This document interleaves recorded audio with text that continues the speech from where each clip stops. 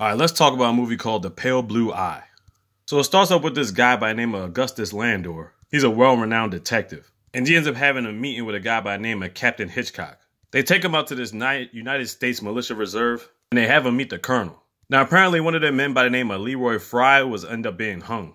But the reason why they considered it a murder and the reason why it was very peculiar is because his heart was stolen out of his chest, carved out with precision. So we're like, what the heck is going on with this case? So if anybody gets to the bottom of it, apparently Mr. Landor can. So Landor ends up talking to one of the soldiers that apparently saw Leroy Fry last. And he saw that he was hung, but he thought something was very peculiar. When he saw him, his feet were actually touching the ground.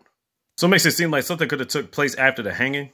Then he talks to another soldier that doesn't really give out a whole lot of information, but he says you might want to speak to a certain poet. So he goes into the bar later on that day, and he's talking to a lady by the name of Patsy, who is basically the bartender of the whole spot. And he asks her about a poet, and there's this guy sitting off to the corner. They say he's the only poet that they have, so he goes face to face with him, right? He ends up talking to him. This guy's name is Edgar Allan Poe. That's right.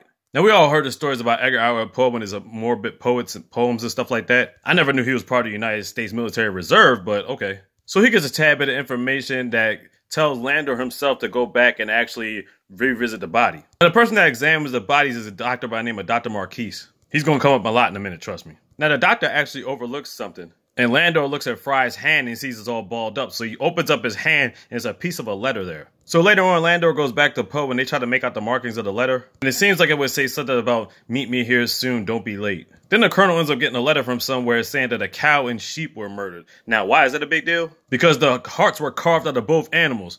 Coincidence? So don't ask me how, but somehow Landor finds out about this certain house. So while Landor goes to this house, he's digging down in the basement and stuff like that, and he sees there's markers on the floor, and then he realizes it's like a transmutation circle. No, it's just satanic markers for circles. I don't know why I keep saying that like it's some Full Metal Alchemist shit.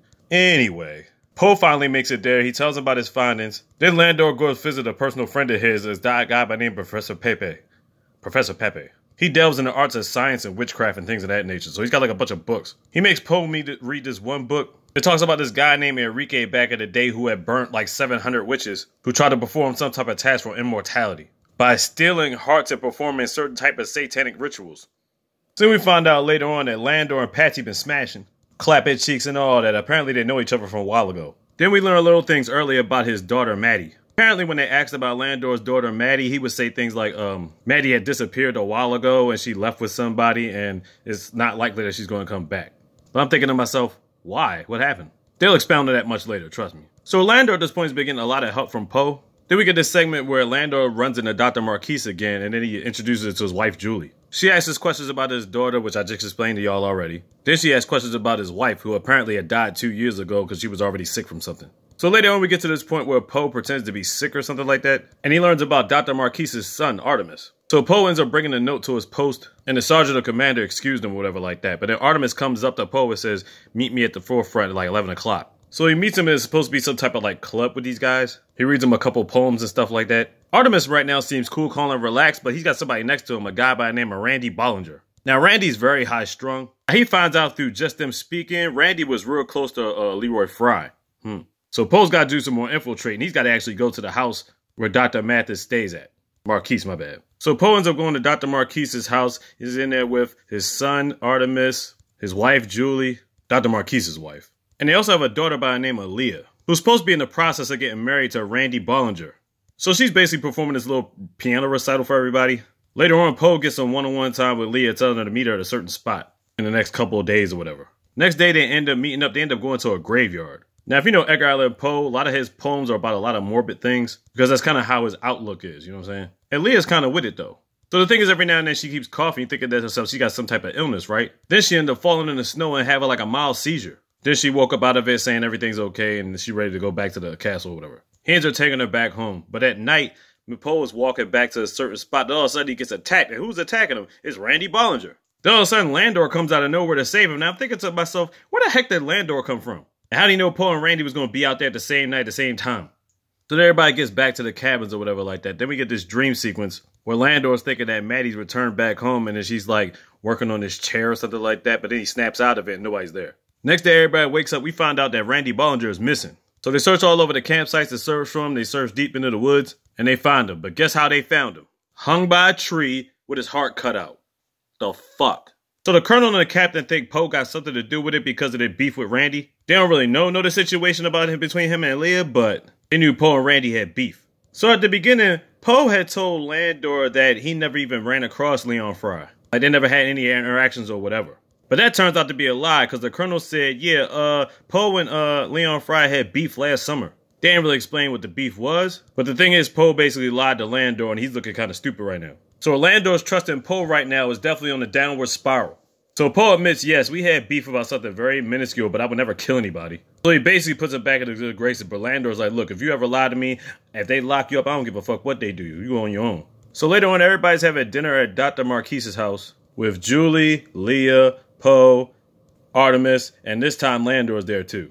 Artemis is out there start bringing up a certain bunch of stuff and then Julie just snaps because obviously she's still distraught over the death of Randy. She goes upstairs to her quarters to calm down. Leah goes over by the piano and starts playing. Poe follows Leah and then Landor has a one-on-one with Dr. Marquise. He talks to him about his daughter Leah's illness. He says something about her blood's getting thinner and stuff like that. And basically talks about the situation where she has light seizures or whatever. So then Landor, after the conversation, is like, I'm gonna just get a little bit of fresh air. But without them knowing, he ends up going upstairs. So he starts snooping through closets and he notices somebody's coat. He finds Artemis's coat that was missing. Now, the whole thing about the coat thing is, when some of the soldiers was talking to him earlier about potentially seeing somebody near the body, they said it sounded like an officer, but they couldn't see his faces in the dark. And Landor was asking these people, how'd you know it was an officer? Because of the badges on their shoulders. But one of them says they was talking, one of the badges on the left shoulder was missing. So that's why the Artemis coat thing comes into play right now. Now, Poe was talking to Leah about trying to do anything to help her. And she says, are you really to do anything? So by the time Landor gets back downstairs, he's thinking about this coat, but he doesn't really have enough evidence just yet. But then he looks up at this picture at the wall. And it's a picture of their great-great-grandfather, Lecerce. Now we got this flashback when Landor went back to visit Professor Pepe again. He was looking through that sorcery book, the one I was talking about with the guy that burnt like 700 witches or whatever like that, and it had a picture of Versace in it. That picture is the same picture that's hanging on that wall. Now back at Dr. Marquise's house, Landor goes to the library of books in the dining room and he pulls out the same dead book that Professor Pepe had, indicating that these motherfuckers practice the satanic arts. Now, they had this whole thing about Poe talking about seeing his mother in places because, you know, her mother died a while ago, but she says her mother always sticks with him. So it's this thing where Leia feels like she can actually communicate with the dead, and she thinks she's talking to her great-great-grandfather. So Dr. Mathis finally breaks down. He said, look, I tried every type of medicine we could do, any type of situation, whatever like that. Nothing worked. He's like, my daughter's handling it her own way, but I'm not exactly sure how she's doing it or what's taking place. Then Landor starts looking around. He's like, wait a minute, where is everybody? Then we see Poe lying on his table. Leah starts pouring blood all over her face, chanting Latin scriptures and satanic stuff and whatever's going on with that. Then we see Artemis on the other side holding a knife. And Poe at this point is in a trance. He's willing to go along with the shit. And then we see off to the side, Julia is actually there watching the whole shit go down. So then Landor's thinking to himself, he's trying to put two and two together. He's like, they're at the fucking house. So right when Leah is doing the scriptures and Artemis is about to cut off Poe's freaking heart, Landor comes through and saves the day. Leah just knocks over some containers or whatever like that, but they all had candles and it starts a damn fire. Landor and Artemis get to beefing. Leah's continuing with the cantations, but then a board that's on fire ends up falling off the ceiling and knocking her out. Artemis goes over to try to help Leah. Landor pulls Julia and Poe out of the ruckus. Before he could get to Artemis and Leah, the whole top caves in on them is flaming and boards and everything like that. Artemis and Leah done deal dirty shit. Landor gets Julia and Poe up out of the house, and the house is burnt down to a crisp.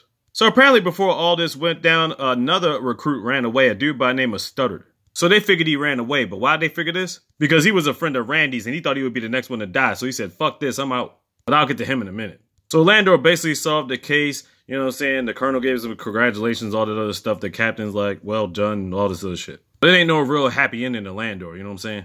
So while Landor goes back to his cabin, Poe appears in front of him. And then Poe says, I know about your daughter. We're like, what? So the thing was, he looked at the lettering, right? The letter that was in Leroy Fry's hand and the letter that Landor laid for Poe for them to meet at the house was the same type of lettering. So he was trying to put two and two together. Then he met up with Patsy, and Patsy told the whole story. So it turns out Maddie never escaped with anybody. In fact, she was brutally raped by 3 people. Artemis Marquise, Randy Bollinger, and Leroy Fry. What? She was able to make it back home to her dad, but bottom line is he was going to take revenge. But the crazy thing is Maddie couldn't handle the rape, so she ends up going over to a cliff, looks at her dad, tells her goodbye, and then she jumps off the cliff. I'm like, the fuck? So it turns out Landor caught Leroy Fry at night, and he was the one that hung him from the damn tree. But he escaped before that soldier could figure out who was around the corner when he thought it was just an animal. I'm like, wow. So I guess around this same time, Artemis and Leah were looking for hearts or whatever like that. So they were probably the ones that cut the heart out of Leroy Fry, and that's why his feet were actually touching the ground when they found him. So this is what took the suspicion off of Landor. The cow and sheep that were murdered with the hearts coming out, Landor did it. To give suspicion that the killer was still on the loose, meanwhile, he's the detective actually looking for it. That's right, he killed Randy Bollinger too because he was another person that raped his daughter. And then Poe asked him a question. What about the guy stuttered? Landor said he's probably long gone right now, and I don't have the patience, the effort to try to run out and run him down. He says hopefully karma will catch up to his ass. And Poe basically felt like a tool in this whole project. The thing is, the only evidence he has is the 2 letters that he has. He says, if I turn those letters in, you're done. But then Poe thinks back to when he saved his life, so you're thinking to yourself, what's he going to do with those letters? But Landor's ready for him to turn them in. He's like, hey, do what you got to do. But before he even gets to the door, he turns back around and he puts the letters on fire and lets them melt. And then he says his last goodbyes and he dips out. Last thing we see is Landor going to the same cliff that his daughter fell off of. And he drops his hair bonnet that she always used to wear. And that's pretty much the end of the movie. I was like, yo, what the fuck? I don't think he's ever going to get stuttered. At least he got 2 out of the 3, but it's wild. The Pale Blue Eye on Netflix. Check it out.